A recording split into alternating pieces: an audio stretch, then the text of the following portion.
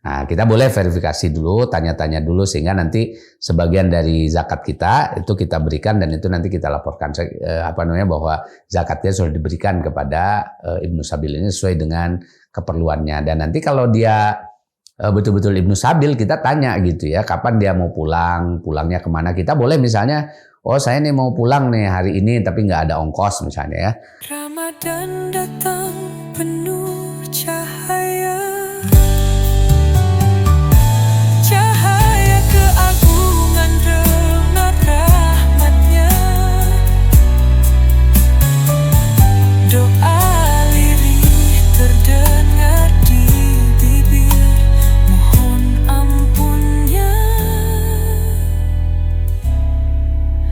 Segala dosa,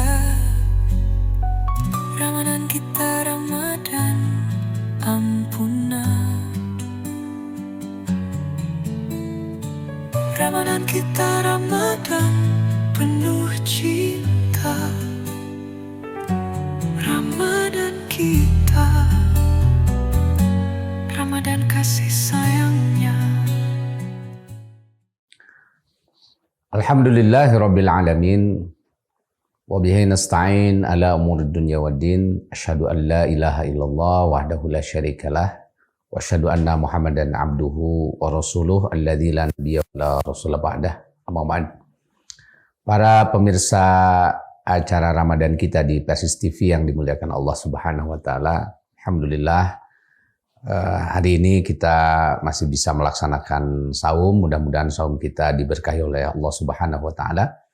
Dan insyaallah pada kajian kita pada hari ini kita akan membahas mengenai salah satu asnaf ya di dalam zakat. Jadi zakat itu kan satu ketentuan kewajiban dari Allah Subhanahu wa taala yang harus diberikan kepada 8 asnaf. Nah, ada asnafnya itu ada fakir, ada miskin, ada amilin, ada sabilillah, ada mu'allaf, ada riqab ya yang di dalam perbudakan, kemudian ada juga yang sedang terlilit hutang ya. Dan satu yang menjadi salah satu bagian dari asnaf zakat itu adalah Ibnus Sabil. Nah, Ibnus Sabil ini apa dan bagaimana ketentuan ya bagi asnaf yang namanya Ibnu Sabil ini. Secara fikih yang dimaknai Ibnu Sabil itu adalah orang yang sedang berada di luar kampungnya, artinya dia sedang bepergian. Nah, dalam bahasa Arab disebut sebagai musafir. Nah, musafir ini orang yang sedang safar. Tapi dalam Al-Quran disebutnya sebagai Ibnus Sabil. Ibnus Sabil itu artinya anak sabil itu jalan gitu ya. Jadi bukan anak jalanan ya, tapi anak jalan ya. Maksudnya anak jalan itu apa? Anak jalan itu maksudnya adalah orang-orang yang dia hidupnya itu berada di jalan. Jadi akan sangat bergantung kepada apa yang ada di jalan itu. Nah, biasanya orang-orang yang bepergian ya atau Ibnu Sabil ini dia dari rumah sudah mempersiapkan bekal, begitu kan? Mempersiapkan bekal, dia nanti kira-kira akan berapa lama di perjalanan, dia akan berapa hari, kira-kira berapa yang diperlukan untuk biaya di perjalanan dan sebagainya. Nah, biasanya kalau sesuai dengan rencana, kalau sesuai dengan sesuai dengan apa yang sudah dirancang begitu, direncanakan. Nah, tidak ada masalah di jalan itu gitu. Nah, dia di perjalanannya tidak ada masalah dan dia tidak perlu bantuan yang lain kan gitu. Nah, tapi namanya juga di perjalanan ya, namanya juga orang yang Ibnus Sabil ya, anak jalan. Jadi di jalan itu banyak sekali kemungkinan-kemungkinan. Misalnya kalau dia menggunakan mobil ya, pergi jauh, nah bisa jadi mungkin mobilnya mogok atau ada macet, ada bencana dan sebagainya yang sangat mungkin ketika dia merencanakan pergi hanya 3 hari, tiba-tiba jadi 5 hari, jadi seminggu gitu.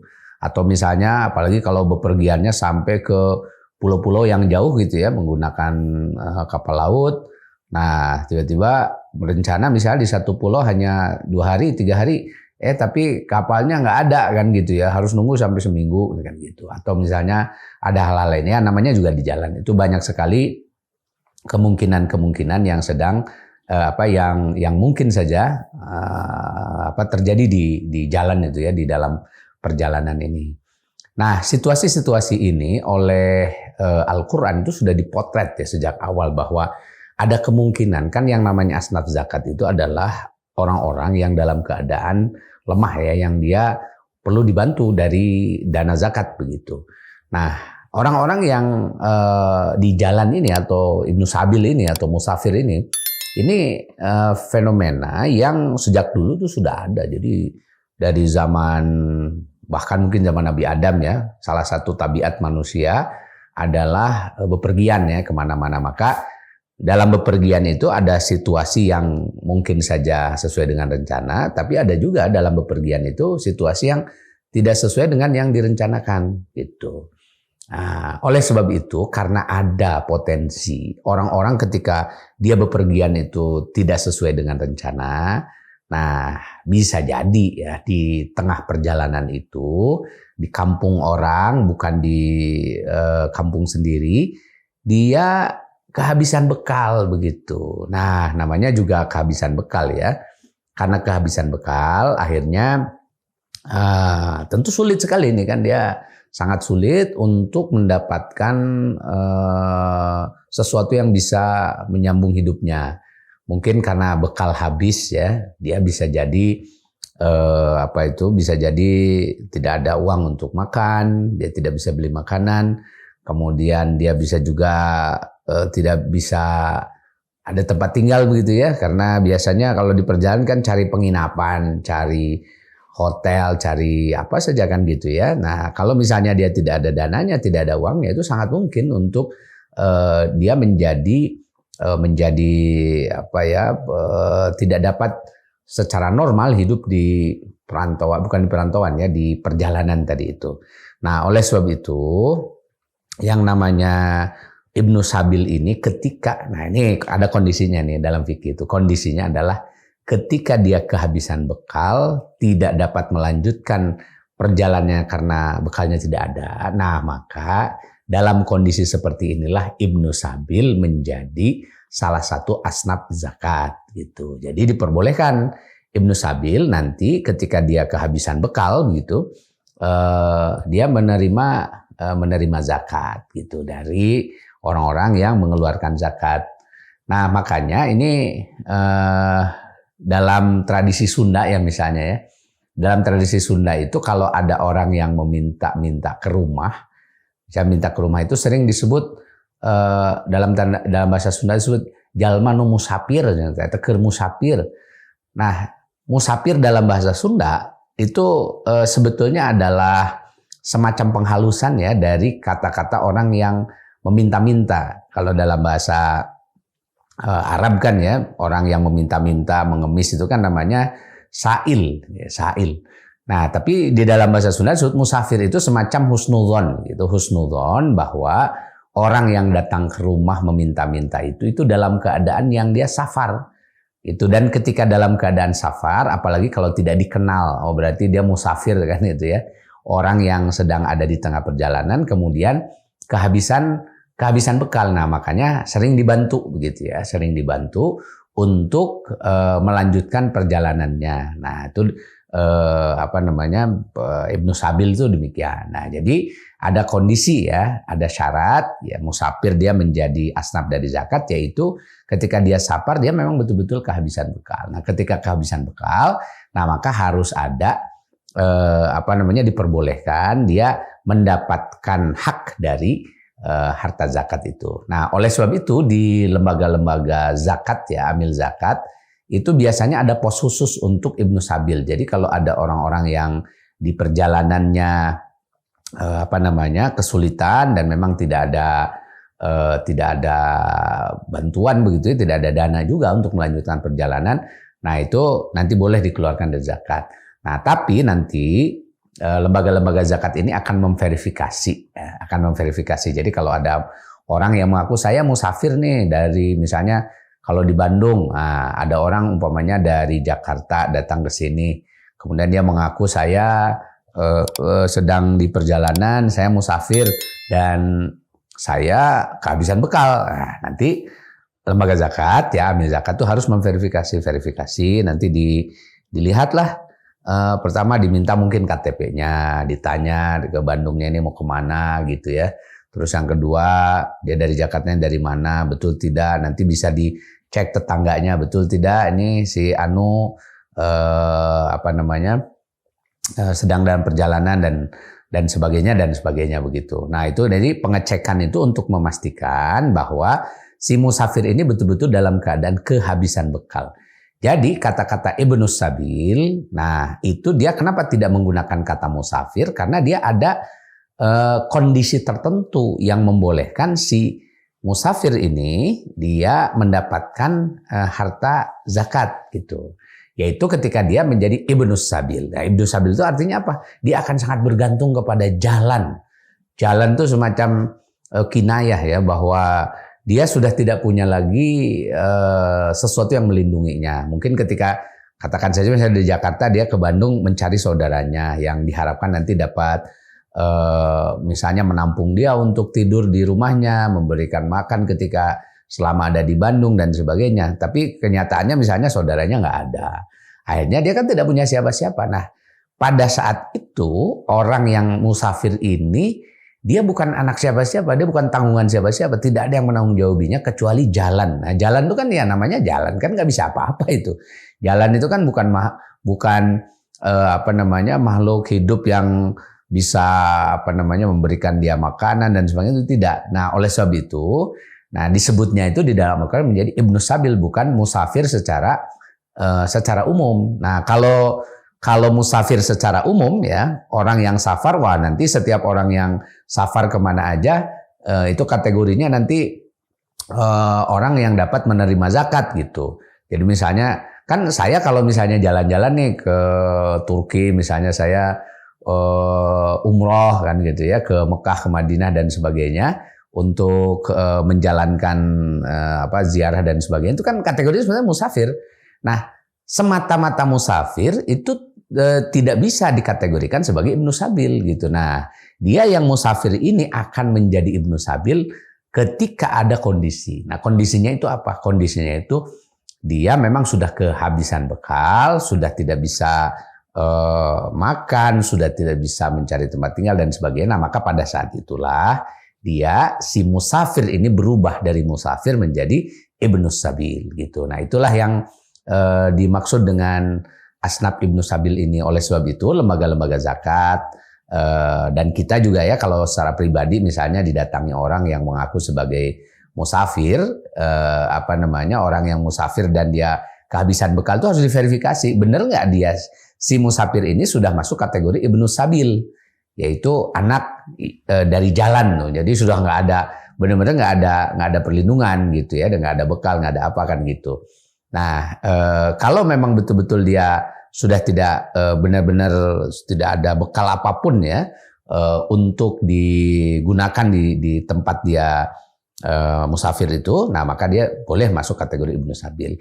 Nah, sebab sebagian besar orang yang musafir itu sebetulnya kategorinya mampu, misalnya apalagi zaman sekarang ya, zaman sekarang ini orang-orang kalau bepergian kan dia selain menyiapkan uang cash misalnya ya untuk keperluan mendesak begitu. Sekarang ini kan uang-uang itu sifatnya digital ya, disimpan di rekening, disimpan di ATM, disimpan di M-Banking misalnya. Dan sekarang kita mau mobile kemana-mana, uang itu sebetulnya tidak terlalu sulit. Kita mau ke luar negeri saja ya, mau kemana saja, mau umroh gitu, asal kita bawa ATM saja, sepanjang ATM-nya berisi kan gitu. Nah, dia itu bisa digunakan dimanapun. Nah, dalam kondisi kita punya bekal semacam itu, orang musafir tidak masuk ke dalam kategori Ibnu Sabil gitu. Jadi kategori Ibnu Sabil itu hanya diberikan kepada orang-orang yang betul-betul dia dalam keadaan yang tidak memiliki kemampuan ya untuk memenuhi kebutuhannya di jalan misalnya. Ya dia bawa ATM sekarang tapi ya ATM nggak ada isinya misalnya gitu. Kemudian dia sudah bawa uang tapi uangnya sudah habis gitu. Dia mau menemui saudaranya nggak ada. Nah itu semua diverifikasi kalau betul dalam keadaan seperti itu, maka dia masuk dalam kategori sebagai Ibnu Sabil. Tapi kalau sebagai musafir biasa dan dia adalah orang yang mampu begitu ya, nah itu tidak bisa masuk dalam kategori Ibnu Sabil ini. Sama nanti seperti ada kategori namanya ghorimin ya. Nah, ghorimin itu mungkin nanti akan dibahas secara khusus ya. Itu adalah orang yang berutang. Orang berutang tuh banyak sekali dan bahasa Arabnya berutang tuh dain. Tapi ghorimin itu beda dengan dain, sama seperti Ibnu Sabil beda dengan musafir gitu. Jadi musafir ini kondisi umum ya, orang dia melakukan perjalanan, tapi tidak setiap orang melakukan perjalanan itu masuk kategori Ibnu Sabil. Nah, Ibnu Sabil itu adalah orang yang melakukan perjalanan tetapi di tengah perjalanan itu dia sungguh-sungguh tidak memiliki bekal ya untuk dia gunakan ya untuk memperpanjang hidupnya itu. Nah, maka dalam kondisi seperti itulah baru boleh dia menerima zakat. Nah, demikianlah para pemirsa semua pembahasan kita pada hari ini, yaitu tentang kriteria Ibnu Sabil yang berhak mendapatkan zakat sebagai salah satu asnaf zakat yang 8. Baik Ustadz, sebelum diakhiri sesi kali ini, yaitu ada pertanyaan masuk kepada redaksi. Yang pertama, bagaimana apabila ada mahasiswa yang kuliah di perantauan, kemudian mahasiswa tersebut kehabisan bekal, ya, apakah boleh menerima zakat sebagai Ibnu Sabil? Ya. Jadi kalau ada mahasiswa ini ya, misalnya dari katakan saja dari Aceh, nah kemudian dia berkuliah di Bandung. Nah tentu yang namanya berkuliah itu tidak 1 hari 2 hari, dia tinggal di sini bisa jadi 4 tahun ya kalau kuliahnya S1 atau 5 tahun begitu. Nah orang yang berpindah untuk satu hajat yang sifatnya dalam jangka waktu lama itu sudah tidak termasuk dalam kategori musafir. Jadi dia ini bukan sedang dalam bukan sedang dalam perjalanan ya, tetapi dia berpindah. Makanya nanti hukum-hukum musafir tidak berlaku kepada mahasiswa dalam kondisi dia menuntut ilmu. Misalnya ya, hukum musafir itu seperti bolehnya sholat jamak dan qashar ya. Jadi musafir itu boleh sholat jamak qashar. Tapi orang yang kos ya, karena dia orang Aceh tapi kemudian kos misalnya di Bandung karena kuliah gitu, itu sudah tidak bisa melakukan jamak dan qashar karena dia bukan pengertian musafir yang nanti akan kembali lagi dalam jangka waktu tertentu yang yang sudah ditentukan. Nah, kalau yang kos-kosan itu kan sebetulnya dia pindah tinggal saja. Jadi seperti memiliki 2 tempat tinggal ya, satu tempat tinggalnya di Aceh ya misalnya, tadi orang Aceh kan, yang kedua dia tempat tinggal walaupun sifatnya sementara yang ada di Bandung itu. Nah, lalu bagaimana kalau si anak kos ini dia kehabisan bekal gitu, benar-benar nggak bisa bayar kos, dia nggak bisa makan, mungkin karena orang tuanya kemarin kena musibah dan sebagainya. Nah, ini dia bisa saja mendapatkan zakat, tapi bukan dalam kategori Ibnu Sabil ya.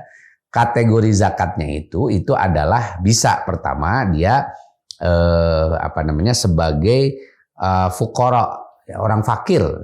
Dia orang fakir karena dia tidak bisa memenuhi kebutuhannya. Jadi karena kekurangan begitu, karena sebagai fakir maka boleh dia menerima zakat. Atau dia secara umum itu karena sedang melakukan studi ya, sedang belajar.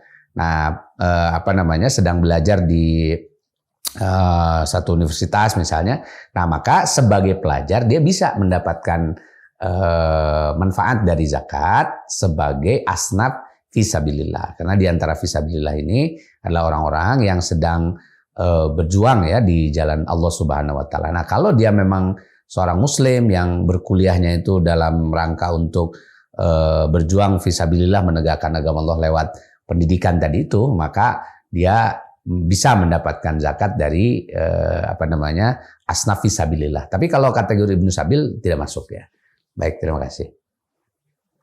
Baik, Ustaz. Yang berikutnya, ketika kita sebagai mukimin dikunjungi oleh musafir, apakah boleh kita memberikan bantuan kepada mereka dari uang zakat atau cukup infak saja? Ya, baik. Jadi begini ya, ketika ada orang yang meminta-minta kepada kita gitu ya. Nah ini dia bisa kategorinya dua. Orang meminta-minta itu ada yang betul-betul dia musafir ya, orang yang sedang bepergian ya, kita nggak kenal lah, dia tiba-tiba datang aja ke rumah kemudian meminta sesuatu kan, dan dia menyatakan sebagai orang yang kehabisan bekal begitu.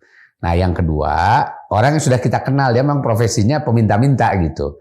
Nah di dalam Quran yang tadi itu yang sedang bepergian disebut Ibnu Sabil, kalau yang meminta-minta tadi disebut Sa'il. Nah dua-duanya itu ada ketentuannya. Kalau dia betul-betul seorang yang sedang bepergian kemudian kehabisan bekal, nah kita bisa memverifikasi dulu betul tidak dia kehabisan bekal, kita tanya ya.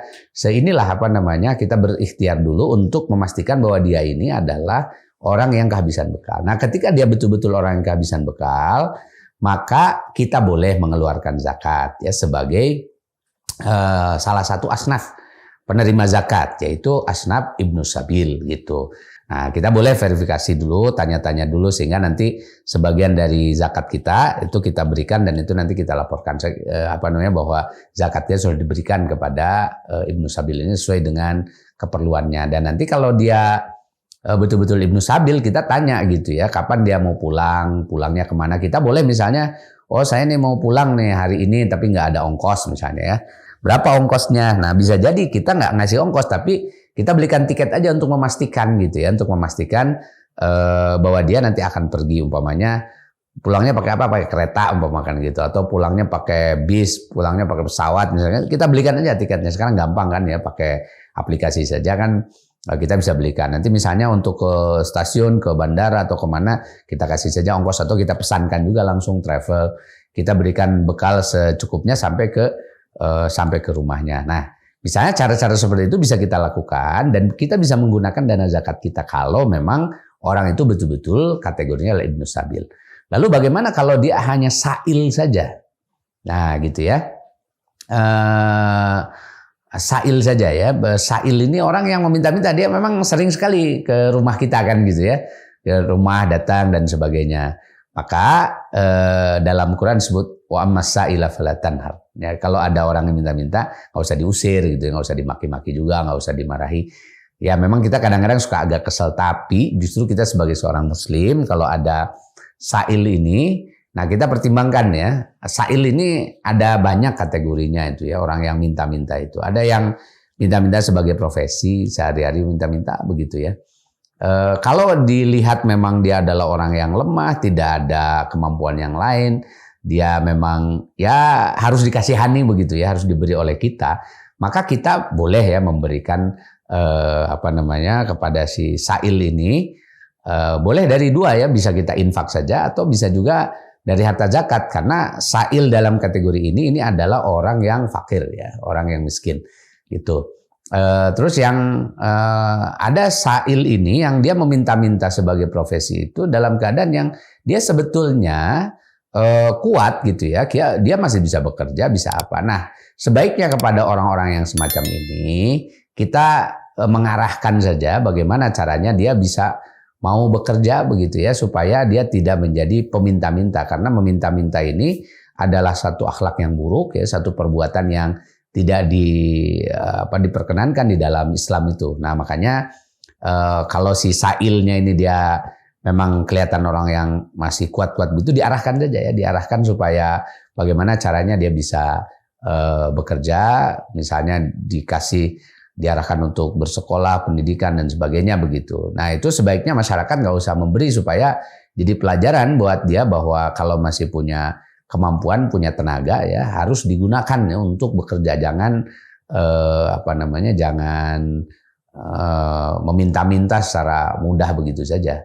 Nah saya kira itu ya beberapa hal yang bisa dijelaskan, mudah-mudahan ada manfaatnya. Sekian saja pertemuan kita kali ini. Semoga Allah Subhanahu wa taala memberikan rahmat, memberikan hidayah kepada kita semua dan memberkahi semua amal ibadah kita termasuk saum kita. Rabbana atina fid dunya hasanah wa fil akhirati hasanah wa qina adzabannar. Assalamualaikum warahmatullahi wabarakatuh. Saatnya kita buktikan atas kejujuran dalam perintahnya. Saatnya waktu terbaik untuk mendengar